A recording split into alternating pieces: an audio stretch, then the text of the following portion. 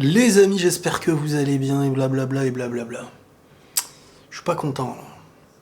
Il y a un enchaînement de mauvais trucs avec le Real, blessure d'Hazard, le Barça qui te lâche des remontadas, le Barça qui rattrape le Real au classement. Tout est en train de partir en cacahuète. Donc, on va parler de plusieurs choses dans cette vidéo. Alors déjà, le match spectaculaire, Grenade-Barcelone, Coupe du Roi. Le Barça est qualifié donc pour les demi-finales, mais c'était pas sans souffrir quoi. En fait, je suis mitigé. Est-ce qu'il faut retenir une remontada, un mental, une équipe qui a été chercher la victoire donc tu te dis, le Barça, waouh. Ou est-ce que tu te dis, à ça, d'être éliminé par Grenade? Vous avez vu le foot, comment ça se joue à rien. Mais ça se joue à rien, pas que sur la gagne ou sur la défaite, parce que l'équipe elle-même qui joue sur le terrain, elle sait quand elle a bien joué et perdu, ou quand elle a mal joué et gagné. Elle le sait. Mais nous, à l'extérieur, la presse, les médias, les gens comme nous, lambda, et tout ça, quand on va regarder une victoire, on va la laisser passer, on va pas se prendre la tête, on va se dire, bon, ils ont gagné, et ouais, c'est bien. Mais à ça, là, le foot, c'est les détails, J'en ai marre de le répéter. Donc, à vous de me dire, déjà dans les commentaires, j'aimerais bien avoir votre retour, si vraiment il faut retenir donc la gagne et l'exploit d'une remontada qui était à... Je crois qu'il restait 3-4 minutes ou un truc comme ça. Il restait 3-4 minutes et tu perdais 2-0. Donc on va prendre en compte les deux trucs, hein. On va prendre en compte les deux côtés. Même si c'est vrai, je remarque quand même que le Barça, depuis un moment, a l'air de retrouver un équilibre technique dans la construction, etc. offensivement. Défensivement, c'est vrai que le Barça encaisse tout le temps. Moi, c'est ce que j'ai l'impression. Le Barça a l'air d'encaisser très très souvent. Mais bon, on va revenir individuellement maintenant sur Griezmann. Griezmann redevient Griezmann et devient décisif, a des belles stats, est très juste, marque les buts qu'il faut, fait les mouvements, la générosité sur le terrain. C'est fou, je vous promets, j'ai l'impression que c'est depuis son interview où il a pu lâcher ce qu'il avait à l'intérieur. On dirait que depuis, ça y est, tout va bien dans sa vie au Barça. C'est mon impression. Bon, t'as Messi quand même, parce que bon, on peut dire ce qu'on veut, c'est Messi, ça part très souvent de Messi, hein. C'est lui qui te lâche les caviars, numéro 10, il te les envoie en parachute, ces ballons. Mais un truc qu'on sous-estime aussi beaucoup, je pense, certains, c'est Dembélé. Hein.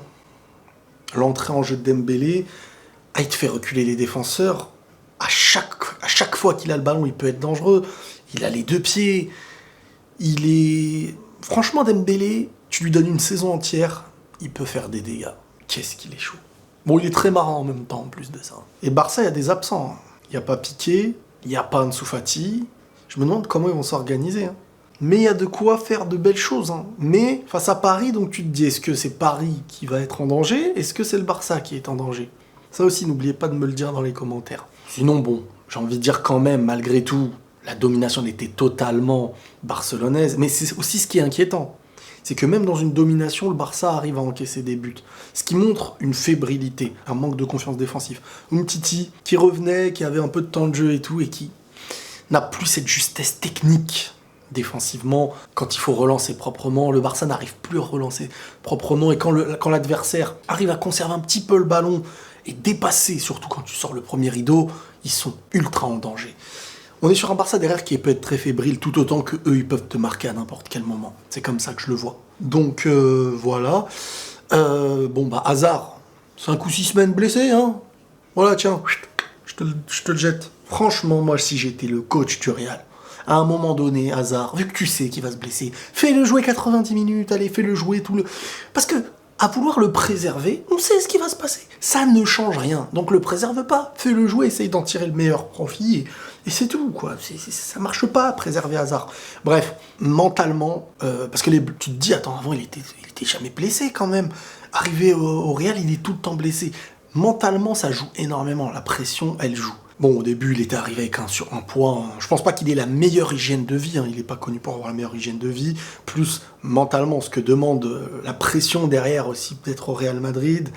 Et j'allais dire l'enchaînement, mais il joue pas tout le temps. Mais après, il y a le fait d'avoir connu une blessure.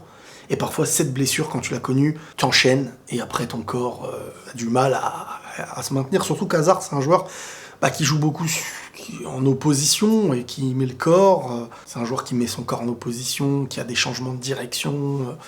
Je connais, et j'en ai souffert moi aussi physiquement. Bref, on retient de la journée quand même une remontada du Barça, qui a été chercher sa qualification. On retient Griezmann. Un match de fou. Un match de bonhomme, j'avoue. Voilà les amis. Bonne journée, bonne nuit, bonne soirée, ça dépend à quel moment tu regardes cette vidéo. Prenez tous soin de vous et la paix sur vous.